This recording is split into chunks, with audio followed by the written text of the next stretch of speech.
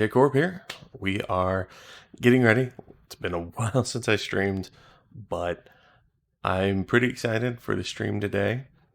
It is the 25th anniversary stream event for Final Fantasy VII. Huge. I'm a huge Final Fantasy VII fan. Um, this stream's going to be starting soon. Let me go ahead and roll into this. Screen's going to look funny for just a second, and then it should be fine. If it's not, just, I don't know, comment, unsubscribe, downvote, do your thing. All right.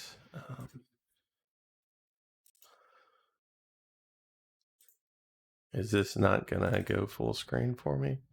I guess not until the stream itself actually starts. All right. That's cool. That's fine.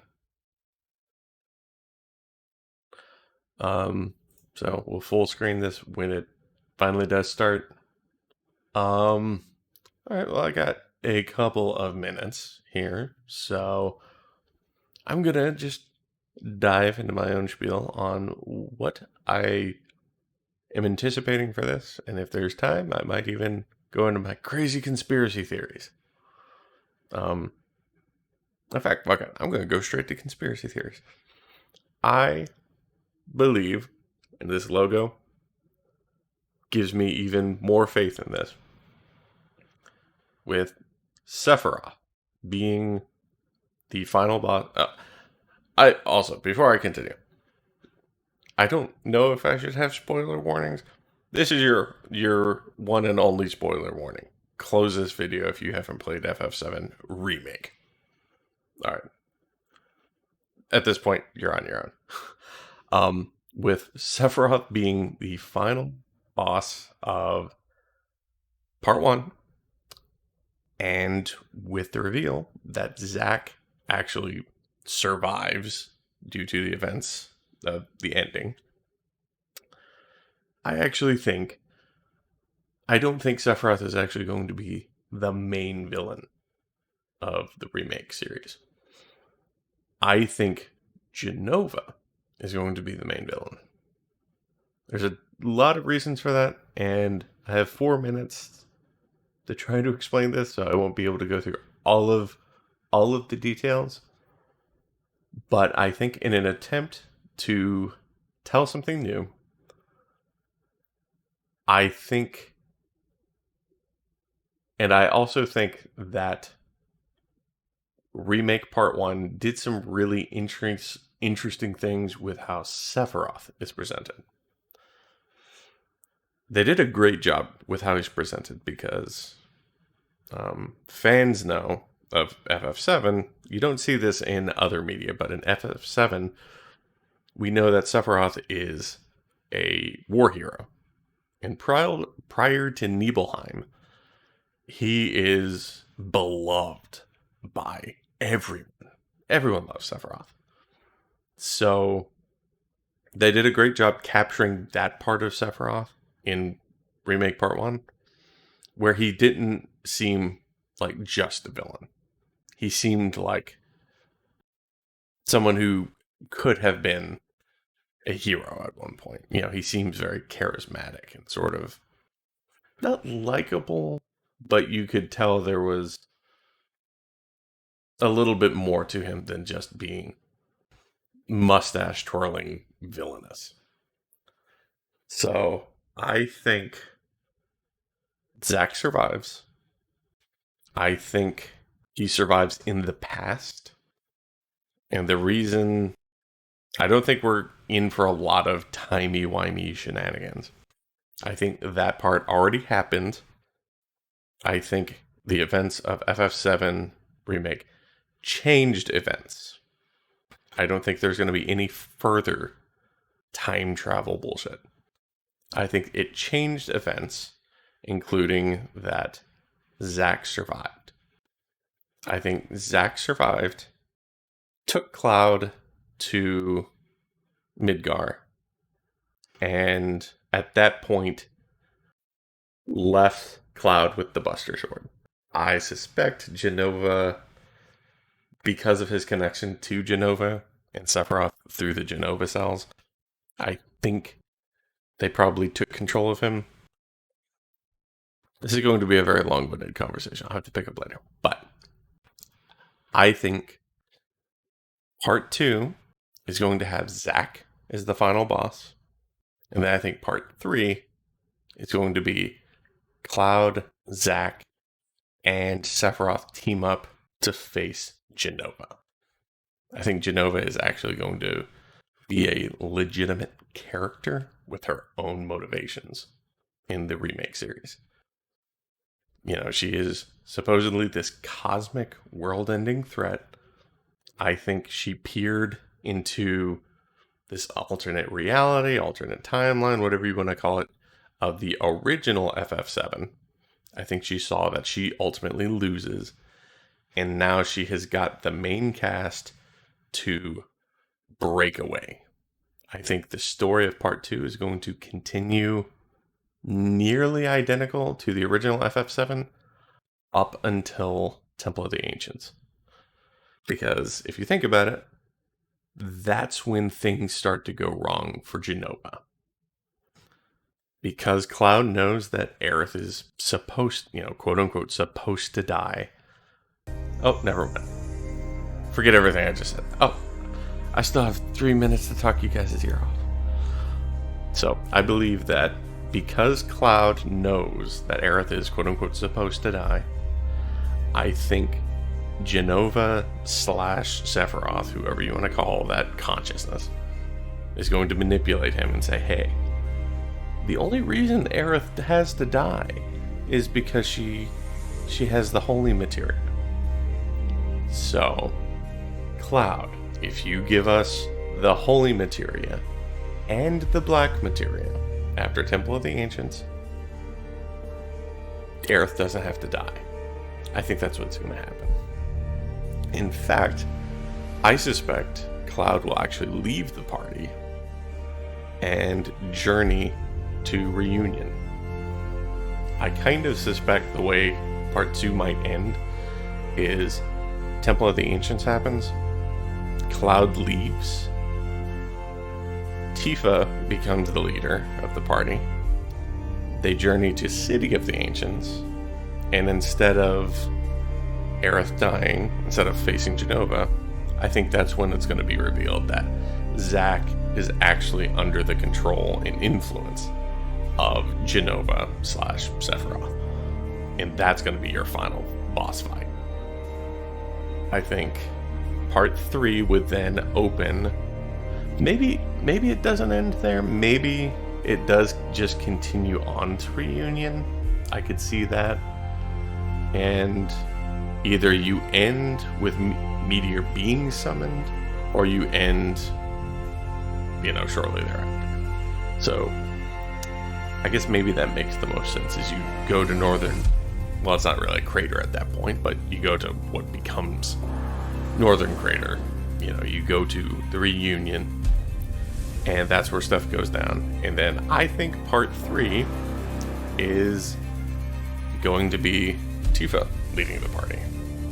And it's going to be Sephiroth, or it's going to be Cloud, and possibly Zack under Jenova's control.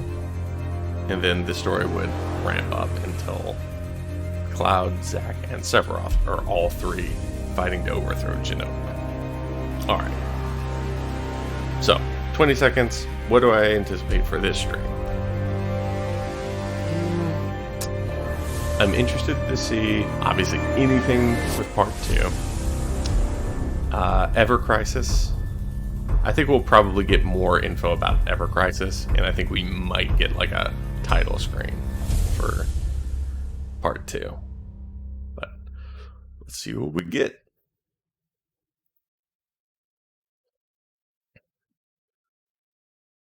Make sure this is a good high resolution for you sexy viewers.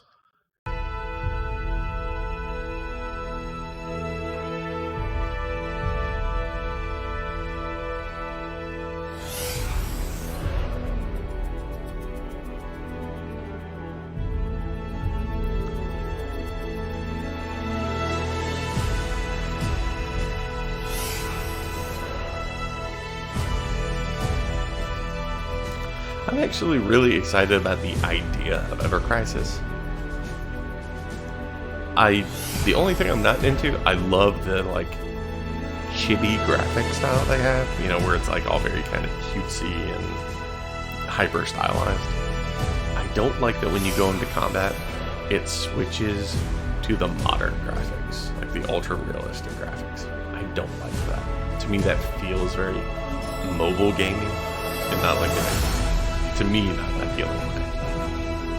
I kind of hope Ever Crisis, they just maintain the chibi graphics, and whether that is a turn-based game or whether they just take the remake gameplay and make it graphically less intensive. Either way, I'd be super down. Let us defy destiny together. Well, they're just going all in with this point. You're gonna do what? What the? Fun fact, I haven't played Intergrade yet. I cannot get my hands on it on the PS5. So. What have you done? If anybody out there would like to hook me They up, deserve what's coming to them. Yeah, but I I'm will not legit your play sister. that entire game on part 2. Now, let the hunt begin. Surrender to the darkness. Embrace it. This is just wrong. Oh, there's also that rumor going around of Crisis Core. I loved Crisis Core. It has some pacing issues, for sure. 皆さんこんにちは。ファイナルファンタジー7 25周年放送ファイナルファンタジー7 25th アニバーサリーセレブレーションの案内役を務めます北瀬義則です。この放送では FF7 に関 Alright, 連 it's し not me, right? たさまざまな情報をお届けしていきます。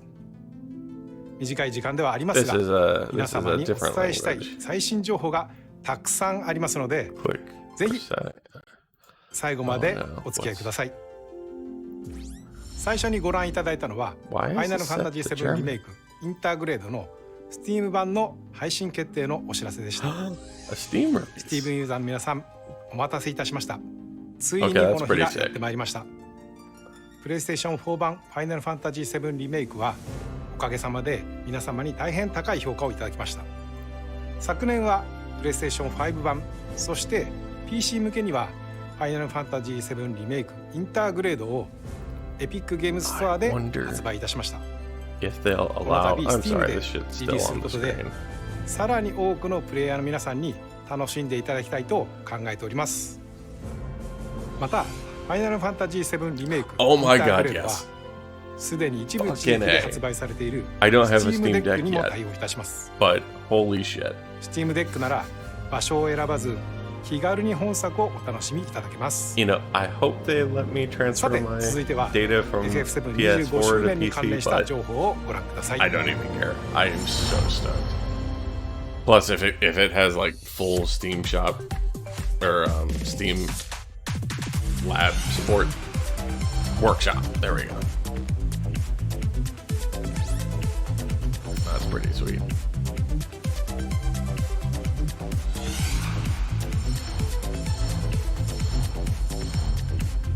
Oh, that fucking dude. He was like the one letdown for me. Oh. And that's already sold out.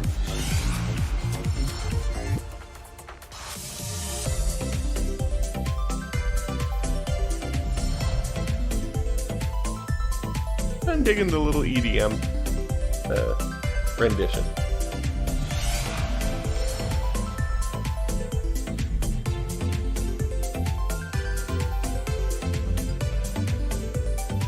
I'm so glad Square is like embracing streaming, like music streaming, because there's so much incredible music out there. Like, I hate to derail from FF7. I didn't like Chrono Cross that much, but they just recently released FF7 25周年ファンの皆様と楽しめるよう arrangements on さまざま Spotify. な試みを準備して Absolutely おりま check す。 those out if you love 楽しみにお Chrono 待ち Cross ください。 or acoustic guitar. それでは FF7 モバイルタイトルの情報を続けてご覧ください。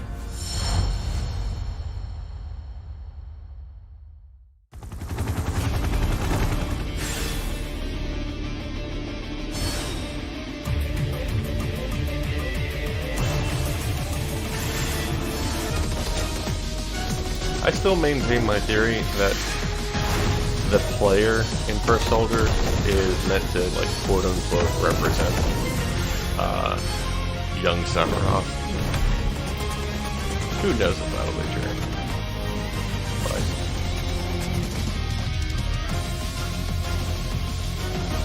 I tried. I gave it an honest shot, but I'm not super into battle royales to begin with. I enjoy them alright, but this one just really did nothing for me. It felt so aggressively trying to get you to buy cosmetics. It didn't feel like it was a game first. It felt like it was a platform to sell you cosmetics. My personal take.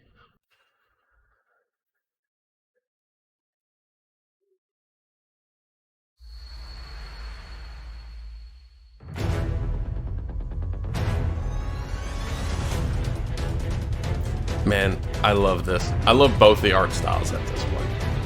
I love 3D models, and I love the portraits that are popping up here. Oh, he doesn't have a portrait.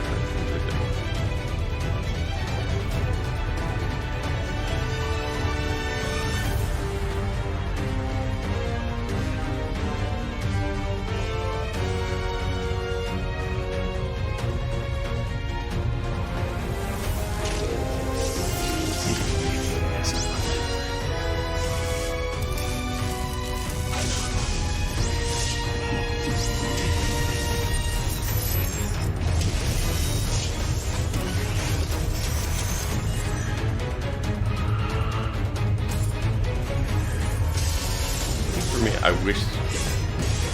Wait, what? Oh my god! Like, this is where they're gonna have alternate costumes. I hope this is coming to the main game. Maybe I'm bitching too soon.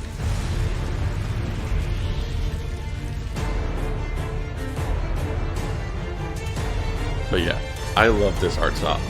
If they maintained the shit. So they are keeping Genesis. That's ancient. Oh shit, that's like a major revamp for the Evil thing.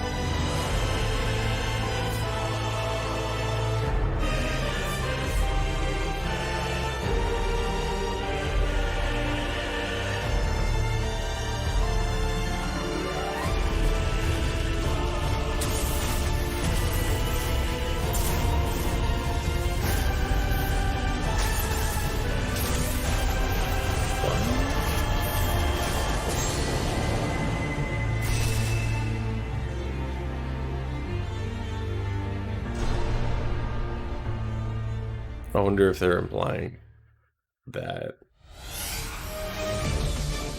現在配信中のファイナルファンタジー7ザ・ファーストソルジャーの新情報とファイナルファンタジー7エバークライシスの最新映像をお届けいたしました。続いてはこちらをご覧ください。 FF7 ファンの皆様にはきっと喜んでいただける情報になるのではないでしょうか。もちろん私自身も非常に楽しみにしております。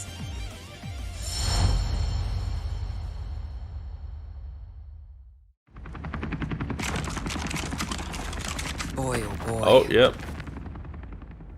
The price of freedom is steep.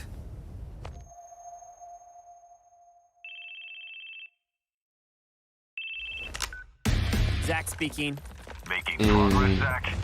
And Gio. I can cut loose, right? Within reason. It's showtime. This is exciting, but they replaced Rick Gomez as the VA. Who, nothing against this guy. He may grow on me. But man, Rick Gomez he went missing as during a Zach mission in Wutai. was so good. You know, I've never actually seen you use that. Don't you think it's sort of a waste? Use brings about wear, tear, and rust, and that's a real waste.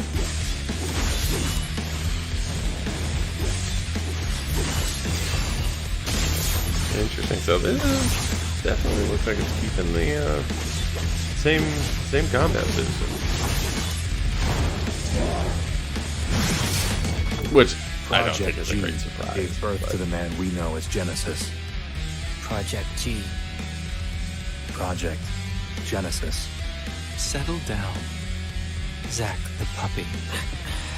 What do you know? Shira lapdogs!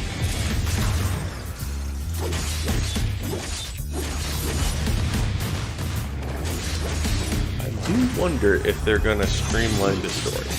Because there is a great story in Crisis Core. And it's like, it's separated by chapters Heaven? of Not quite. irrelevant story. It's a church. Not By bad, the way, just what is your irrelevant. dream? To become first? Is it? No, to become a hero. Ah, good. Unattainable dreams are the best kind. Embrace your dreams. And whatever happens, protect your honor. As soldier! Come and get it! Ooh, reunion, you say?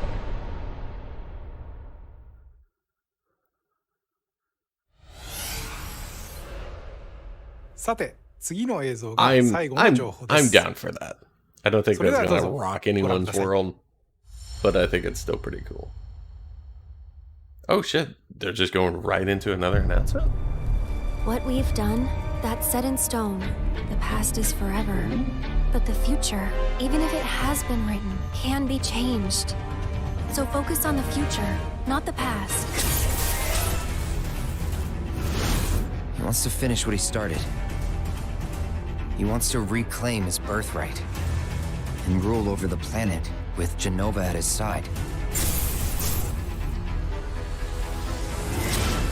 I saw you lying there.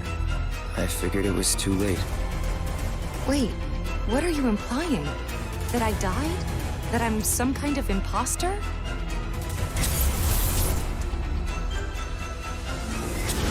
You were here with me 5 years ago. Where are you? What happened to you? I'm trying so hard to find you. Sorry. Feel like I failed you.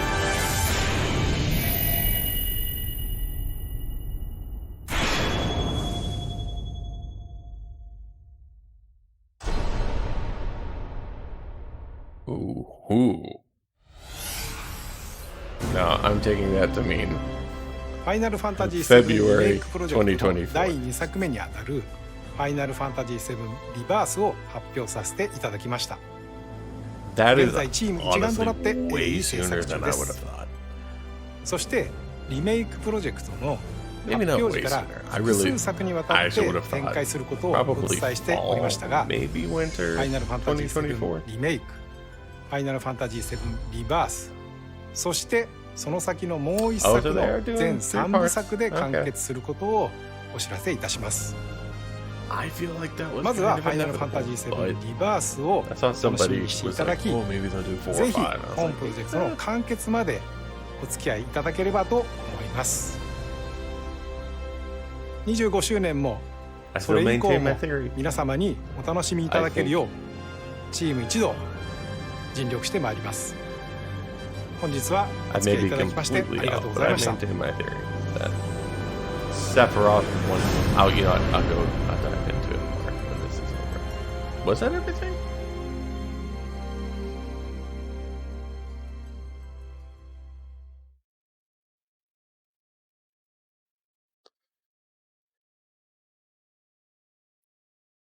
That was a dense fucking stream. Quite short.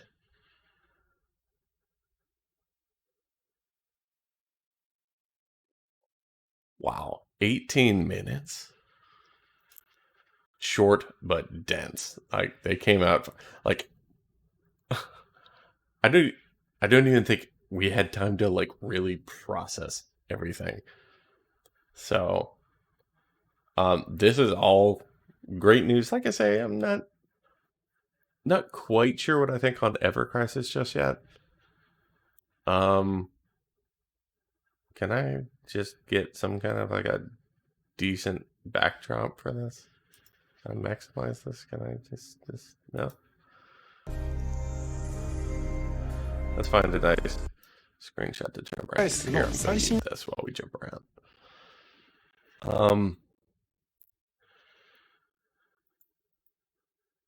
Yeah, Ever Crisis, the stuff here, like we'll go through in time. Somewhere roundabouts here, right? First Soldier, I just don't give a shit. I don't care at all about First Soldier, whatever. I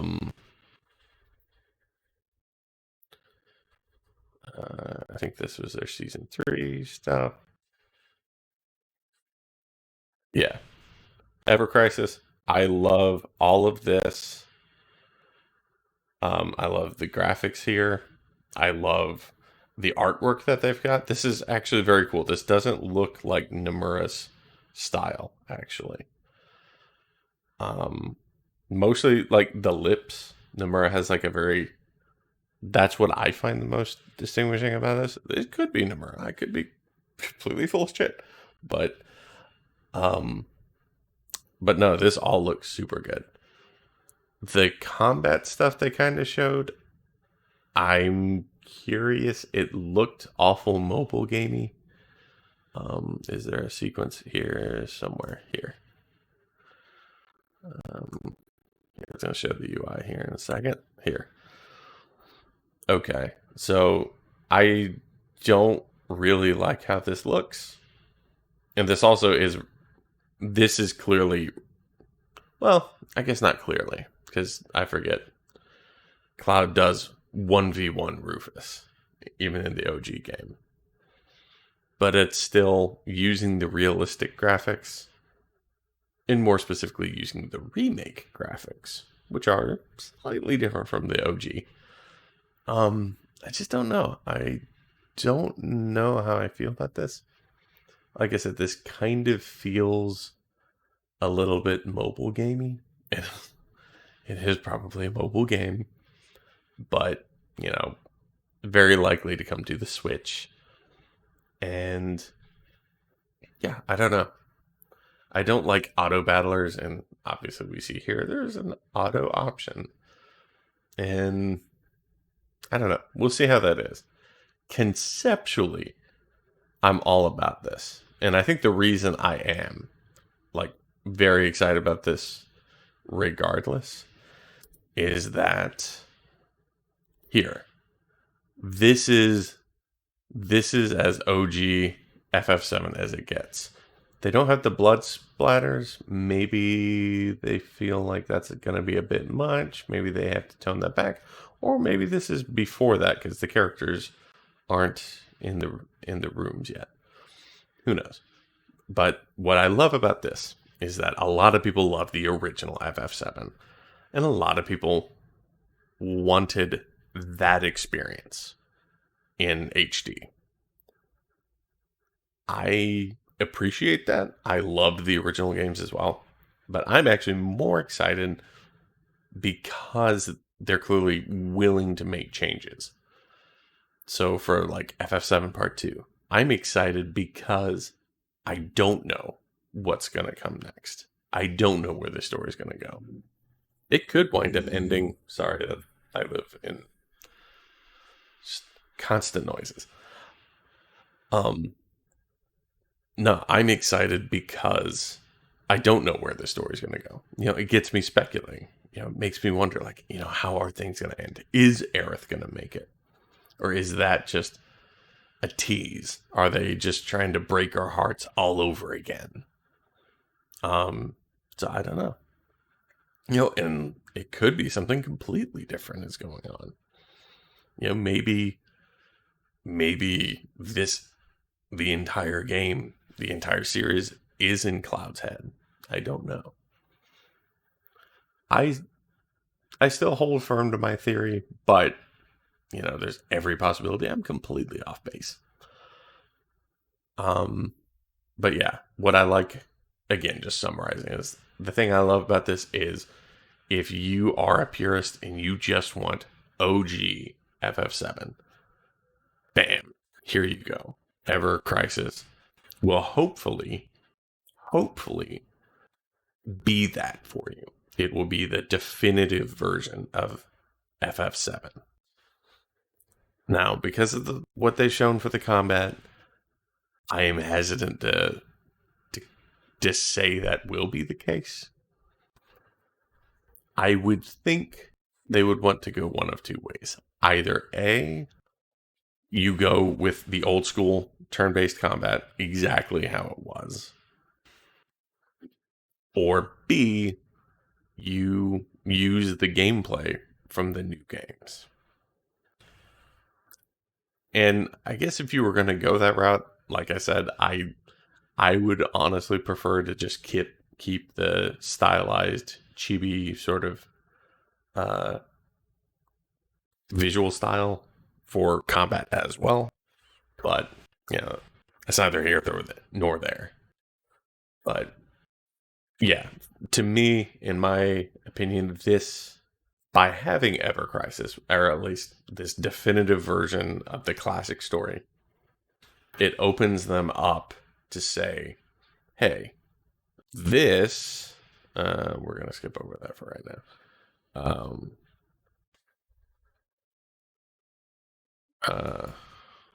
Wait, was this part of the same trailer? I guess it was. Let's get forward. Yeah, like this. Because Ever Crisis exists, this, whatever is going on here, can be. Now, I have a feeling what we're looking at here is the flashback sequence. It's probably an extended flashback sequence, and it's going to include some areas maybe we haven't seen before. But I do think it's going to be, like, I don't think Cloud and Sephiroth have joined forces at this point. But we'll see how Ever Crisis winds up being. Like I said, conceptually very cool. We'll see if it can deliver. I don't think it's like that much pressure on it. But certainly if it can fill that niche of people who want original Final Fantasy VII, if it can fill that niche, I think it will be a very, very cool idea. Honestly, though, yeah, getting back to my theory, like, this honestly doesn't make much impact when I'm curious. Because there's this one bit. Let me find it. That I found very interesting. Is it here?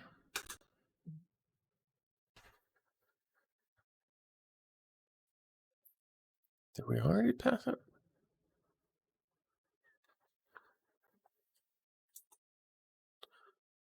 Oh, here we go. Here we go. Here we go.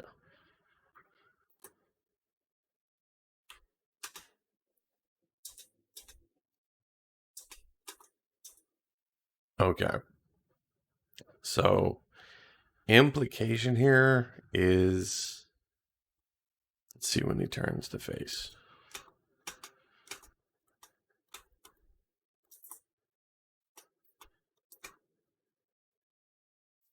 I think that might be Zack.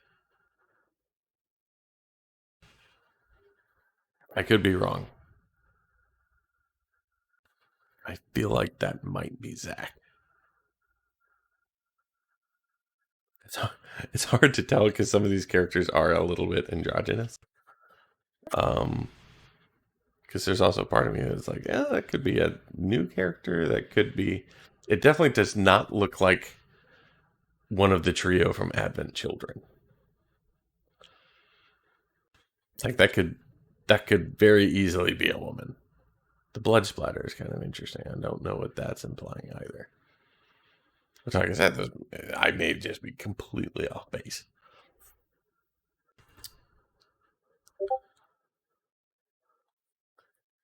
Yeah, I don't know. I'm not quite sure what to think there, but it's definitely. I mean, this is definitely something, right? This is not insignificant stuff here. And look at his shoulders. Like his shoulders get dramatically smaller. He gets. This is a different look, right? Narrow shoulders. Much more prominent collar. Yeah, this may be a completely new character.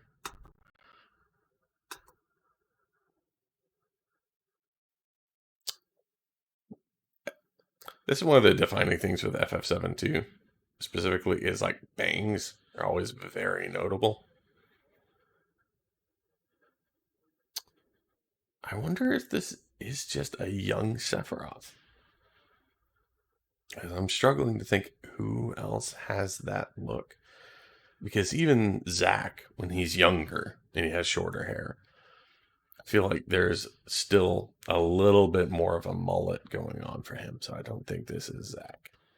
You know, like theoretically, if it was like a Xehanort situation where, oh, Genova's messing with him, he has white hair now. You know, whatever. So I don't think that's the case here. Maybe this is just another clone. And yeah, maybe this is just going in a completely new direction.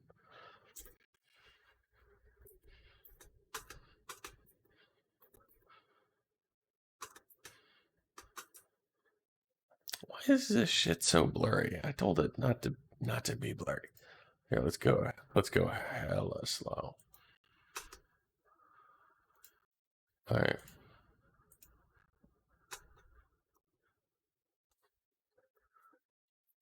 Oh, maybe that's intentionally blurry. No, this is just YouTube processing is not great.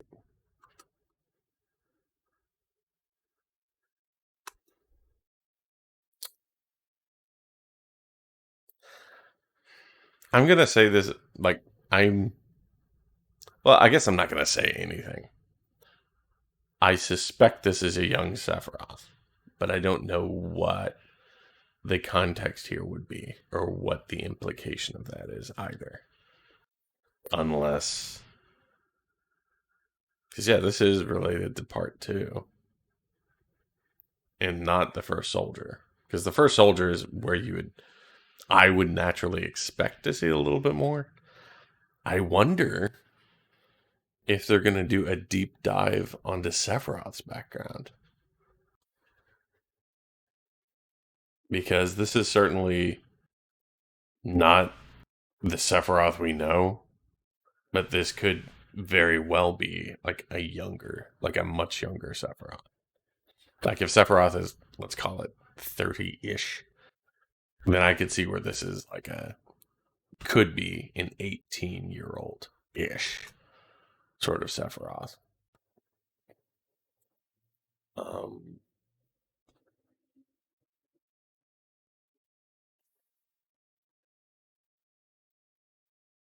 Oh, wait, this is still part of the Ever Crisis trailer. Shit. Well, that's even weirder. Okay, well, now this is making me think, well, maybe this is related to Advent Children.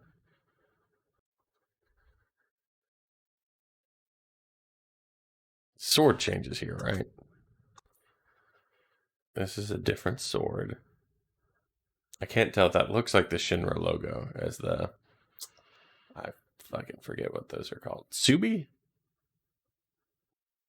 I think that's it. But this looks quite a bit different. I don't remember what weapons the trio used in Advent Children. But like I say, maybe this is gonna shed some light on him in the capacity.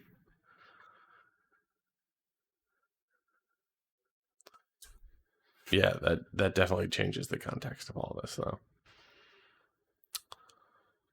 Not saying that's irrelevant at all. This is clearly important, but the context may be quite different, because I get the impression Ever Crisis is supposed to be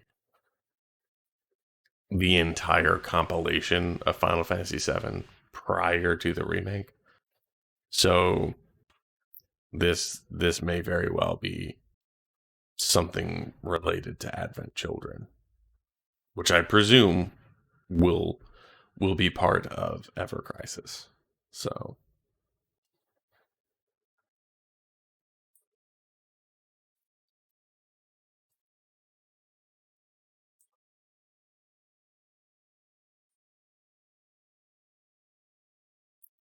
we definitely know that.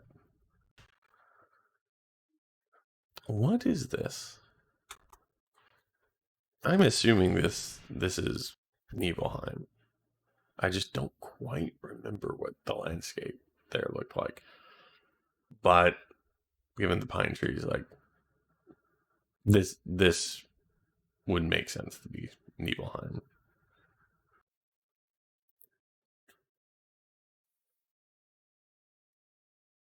They didn't show anybody else, which does almost beg the question, is this game going to be more... Is part 2 going to be much more sort of cerebral? Maybe it is... Maybe, yeah, either this is a greatly expanded... Maybe not greatly expanded. I mean, it makes sense that you would really want to show off the flashback, because that's one of the most memorable parts of FF7. You know, you get Sephiroth on your team, and you get to see him being at a level, I think it's like a level 50, level 45 or 50, but still being a badass very early in the game. And Cloud is what, level 5 at this point? Level 1 even in the flashback? And I think your party would probably be levels like 10 to 15, somewhere in there by the time you beat Midgar.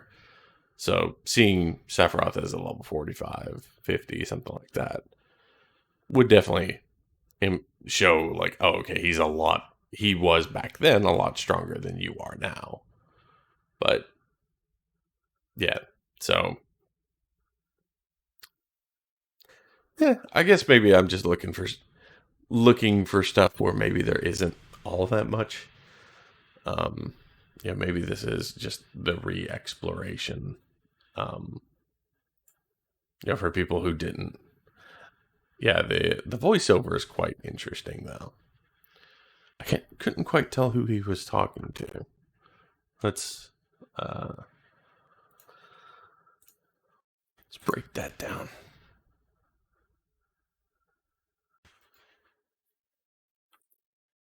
Reclaim his birthright and rule over the planet with Jenova at his side. I saw you lying there. I figured it was too late. Wait, what are you implying? That I died? That I'm some kind of imposter? Okay, so he's talking about when he saw Tifa dead? No, because he didn't. I mean, it's possible they're making a change there, but they wouldn't make that change for no reason. Maybe they're just really furthering the idea that Cloud's memories are really fucked up, that he's an unreliable narrator. But that's kind of an interesting implication, that if Tifa was some kind of a clone or something.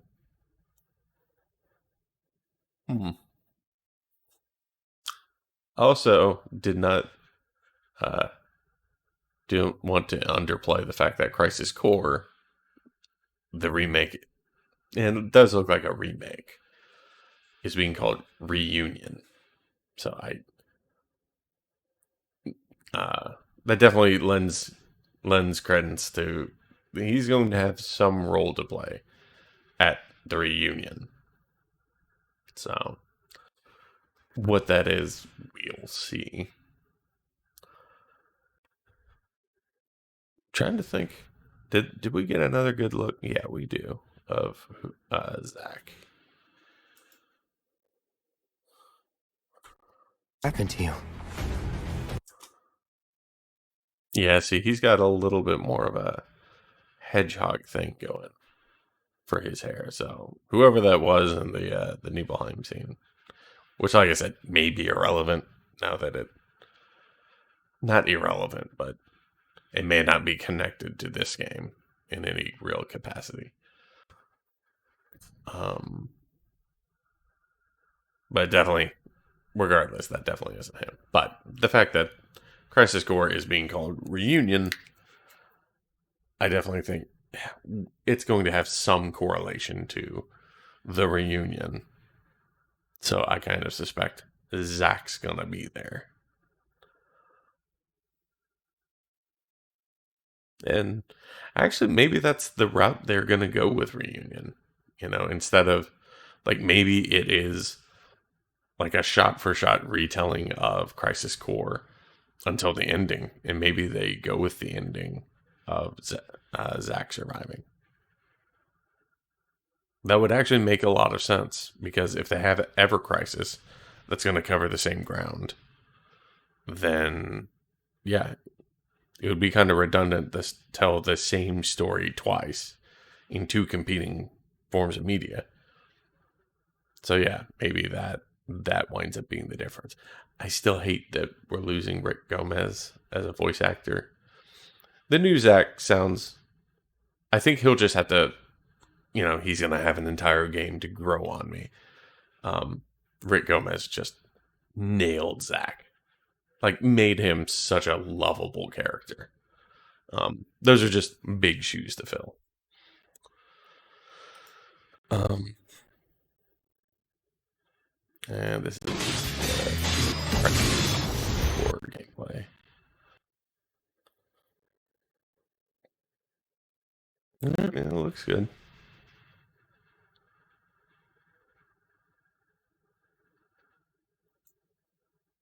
Actually, it's kind of interesting. This definitely, yeah, you can tell the PSP influence here. Like, this guy, no offense, this is not up to snuff as compared to FF7 Remake.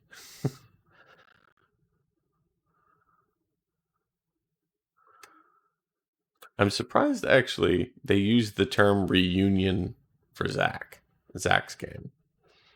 Because FF7 Remake is part 1. FF7 Rebirth is part 2. It's like, well, what are they going to call the last game?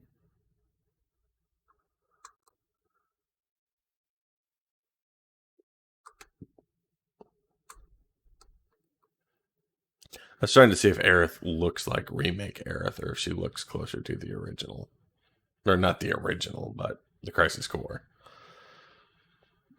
And I can't quite peg, so doesn't really matter, I suppose.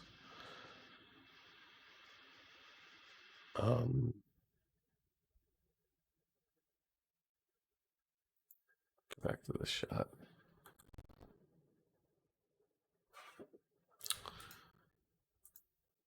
So I guess fleshing out my theory for why I think Cloud, Zack, and Sephiroth are going to team up.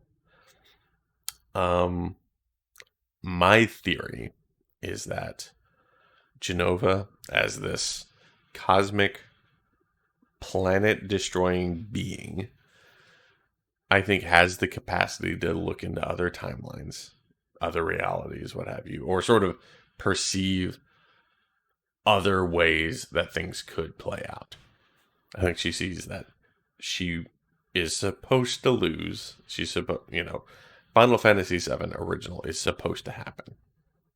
So I think she has manipulated the group into destroying the whatever they were called. I forget. The specters of the life stream, the whispers. I think that's what they called them. I think she manipulated that so that way the life stream, the whispers, whatever you want to call them, are not going to influence anything anymore. I think the story, she wants everything to go exactly how it did. Other than, I think she wants Zack to live, because Zack has Jenova cells. So he is a very powerful tool. So I think she knows, hey, Cloud needs to be away from Zack in order to, go through this process of meeting the cast. He needs to make sure everything goes according to plan to get Aerith to the Temple of the Ancients so that way they can recover the black materia. Like I said, and that's when I think things are going to get off the rails completely. I think once the black materia is recovered, she or Sephiroth, I don't know if there's a meaningful distinction there at this point. In my theory, there is, but at this point, there might not be for you. But I think at that point, they're going to approach Cloud and say, hey, I know Aerith is going to die. You know Aerith is going to die or supposed to die. Give us the holy materia and the black materia. She's going to be, and she gets to live. Whether that winds up being true or not, like whether they're true to their word or not, that could go either way. But yeah, I think that's when things are really going to change. I think that, and even more so, not because of the Rebirth name, but because of Crisis Core Reunion, I believe that even more heavily. That, and in fact, that kind of pegs where I think things are going to play out. I think Cloud is going to leave the party instead of Aerith leaving the party after Temple of the Ancients. I think Cloud's going to leave. They're going to make their way to Reunion, and I think that's when it's going to be revealed that Zack is under the influence of Jenova / Sephiroth, whether or not you consider those the same being, the same motivation, the same team, what have you. The point I want to go back to, though, before talking about Sephiroth, is the very end of Remake. I'm going to see if I can pull that up. That's going to be a nightmare to try to pull up. And did they start with that?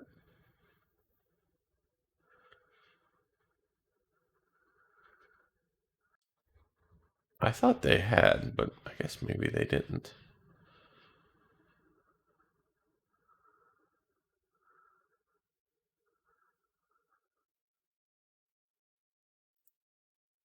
Anyways. There's a marked difference in how Sephiroth treats you. Oh, is this the photo? No. How Sephiroth treats you throughout the game and how he treats you at the very end of the game. Holy shit, that's fucking tomorrow. How did I miss that? Okay. Very cool. There are so many goddamn games to play. Anyways, so Sephiroth at the very end of Remake, Part 1, he genuinely sounds concerned about Cloud. Like he is pleading with Cloud. Hey, we can break free of fate, of all this nonsense. It's very possible that he is just trying to win Cloud over. But I don't think so. And the reason I say that is because throughout the rest of the game, it is implied that Sephiroth knows Cloud isn't going to work with him. So why does he suddenly change his tune at the end? I think it's because I think there's Jenova Sephiroth. There's crazy Sephiroth. Let's put it that way. Mama's boy Sephiroth. And that's the Sephiroth we're kind of used to, right? That's the Sephiroth we got. Advent Children, Kingdom Hearts.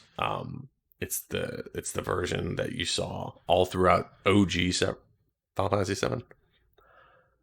And then I think there is normal, real Sephiroth, which is the Sephiroth that exists prior to Nibelheim, where he is a rational person, where he is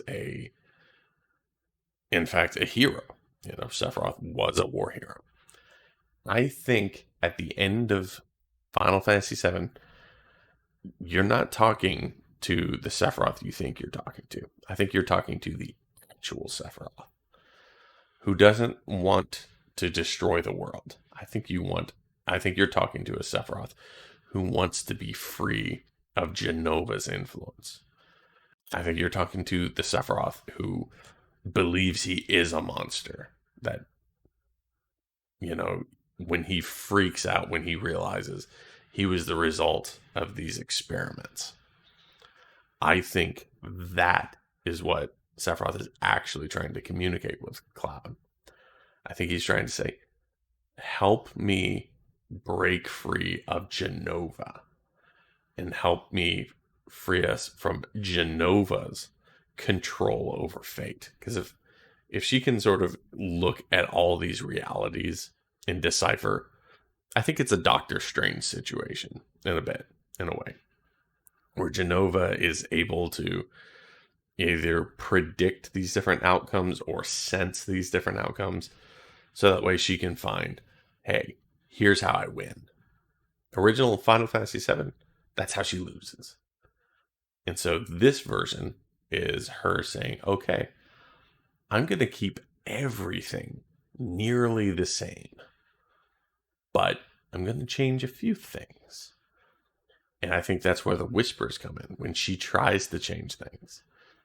And that's done under the guise of Sephiroth. The illusion that Sephiroth is the one making these changes, when in fact it's Jenova. Or Jenova acting through Sephiroth. She's essentially controlling him through the Jenova cells in his body. And I think that's how she will come to control Zack. But she realizes that as long as the whispers exist, these revenants or whatever, she's not going to be able to change things. So she manipulates the cast into destroying these whispers. Because now she has the freedom to make the changes she actually needs. So that's why I think FF7 is going to... I think Part 2 is actually going to be a pretty faithful retelling of Final Fantasy VII. Like I said, up till Temple of the Ancients. At the very end, that's when shit's gonna change. So I'm probably just like a broken record at this point. It's like this theory I built, and there's so many like little nuances and like hints to it, or at least what I perceived as hints to it.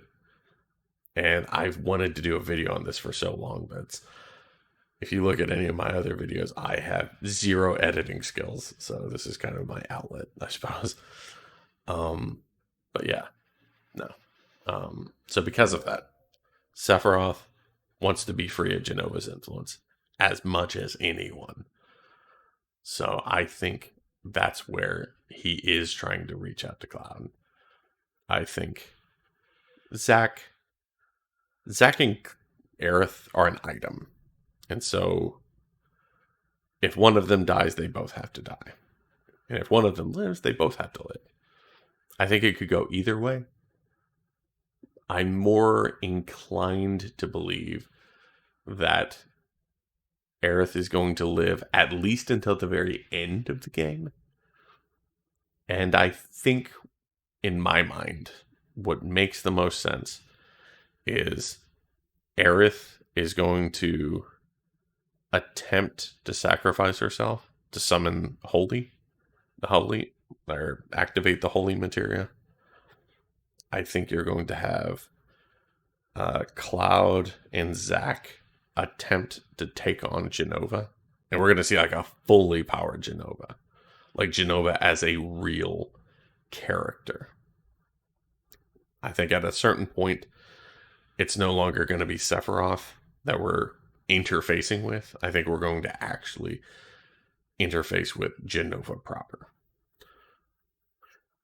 And at that point, I think Sephiroth, at sort of like the very last second, is going to come to their aid. Now, how things actually end, there's like a million different ways it could totally end. Like even if you say, okay, all this other madness I'm spitting, rambling about, sounds reasonable. You could totally have a case where Cloud sacrifices himself, that so much of his identity post Final Fantasy VII is the regret of not being able to save Aerith.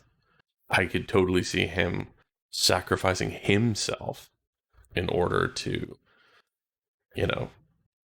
put things right, to have actually protected her.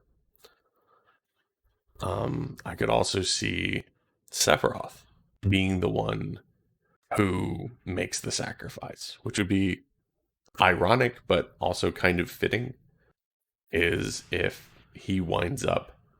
I don't think he would necessarily activate the holy material, but maybe he sacrifices himself in an attempt to rid the world of Jenova once and for all. Because he doesn't just have the Jenova cells in his body. Like, that is a large portion of his DNA. That if Jenova dies, theoretically, maybe Cloud and Zack might get sick with geostigma, but then they can recover from it. Whereas Sephiroth wouldn't, because Jenova cells make up his DNA. So maybe he sacrifices himself in order to protect Aerith while she casts Holy, or something to that effect. Also, it's possible, like, Sephiroth doesn't turn good, that Zack and Aerith both sacrifice themselves. There's a non-zero chance that that all this happens. Cloud, Zack, and Sephiroth team up and they all live. If I was a betting man, I would put some amount of money on everything else I've suggested being right. But if I was a betting man, I would probably say I anticipate Sephiroth sacrificing himself and that everybody else lives. But that is a guess hot off the heels of a lot of other pure speculation. So, anyways, this has clearly gone on way too long. I think that stream was just so short. I just felt like I was ready for more. I was ready for like an hour-long stream. And there was just so much information in a very small window of time. Yeah. I don't know. I'm intensely excited. Nothing here, I guess, really just blew me. Like, nothing here shocked me. But this is all just like very cool, very exciting news. Other than like First Soldier, like I said, I still don't give a shit. Ever Crisis though looks cool. It looks like it's gonna be perhaps even more ambitious than I realized. Still not really dinging the in-combat UI, or we'll see what the in-combat system even is. Man, coming to Steam, I'm actually very excited about that. Not to hate on Epic Games Store, but Steam is a library that I am just so much more confident in. That's where like 95% of my PC library is located. And then if they get like Steam Workshop support, that could be pretty. That could honestly be like a big old game changer. Oh, there was one thing I found pretty crazy during all of this stuff. For Ever Crisis, was it just like a smidge before that? Let's play it out here. There is an extremely interesting thing in Ever Crisis where the characters have costumes. Yeah. So this is actually completely new. It's like not a samurai, well, I guess kind of a samurai, like a Ronin sort of look. I mean, he's got two katanas, he's got a katana there. I at first glance, like the first viewing, I actually thought it was Sephiroth. Well, I actually thought it was. Well, I thought it was Sephiroth's because I thought I'd seen a katana. And I was like, is that the Masamune? And then we see him flip around here with one sleeve, it looked like. So I was like, oh, it's Advent Children. But it's not Advent Children. So this is new. Oh, yeah, he's got the big samurai legs. I don't know what you call those. I'm going to call him Terra from Kingdom Hearts. And this is, yeah, it's like Tifa has like a whole new outfit here. And I think there's a glimpse at Aerith with one. Yeah, Aerith has got like a whole new thing. It's interesting because these aren't references to anything. These are just all new outfits. And that's only for Ever Crisis? I find that very interesting. I kind of bit my tongue when this was going. I was like, why are these new costumes for Ever Crisis? And I bit my tongue. I was like, oh, well, maybe they're going to reveal something like, Remake Part 1 is going to get new costumes. They revealed it's coming to Steam. I'm surprised this stuff isn't coming, like, tagging along for the ride. But yeah, if it's coming to Steam, and especially if it gets like Steam Workshop support, sorry for that. If it gets Steam Workshop support, then I imagine we're going to have a ton of mods coming this way, most of which will probably be visual changes, and I'm totally down for that. That's honestly the one thing I wished they had done for Remake was have unlockable costumes. I'm glad they didn't do DLC costumes, like paid DLC. I probably would have grit my teeth and taken it. But I do wish they had done something like, hey, do this, particularly vague side quest and unlock a costume. Or, beat the game on hard mode. Beat every chapter on hard mode and get, his Advent Children costume or his Kingdom Hearts costume.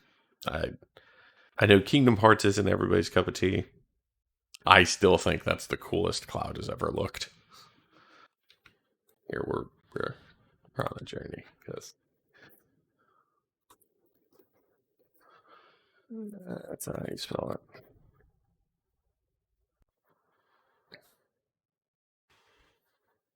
Yeah, like you cannot tell me this shit doesn't look super cool. This is obviously just a transparent screen. Why you do this? Yeah, like the Buster Sword, because this is the classic design where it's just a hunk of metal that's like a sharpened block of iron, it looks like. And I think it just goes so good with like the wrapping, like I don't know, duct tape, whatever. Like it's completely nonsensical, but it looks cool. Honestly, yeah, head to toe, like he just looks cool. Even if you take the wing out of the equation, I had really hoped for Remake, it would have been cool if you could unlock something like this, but neither here nor there.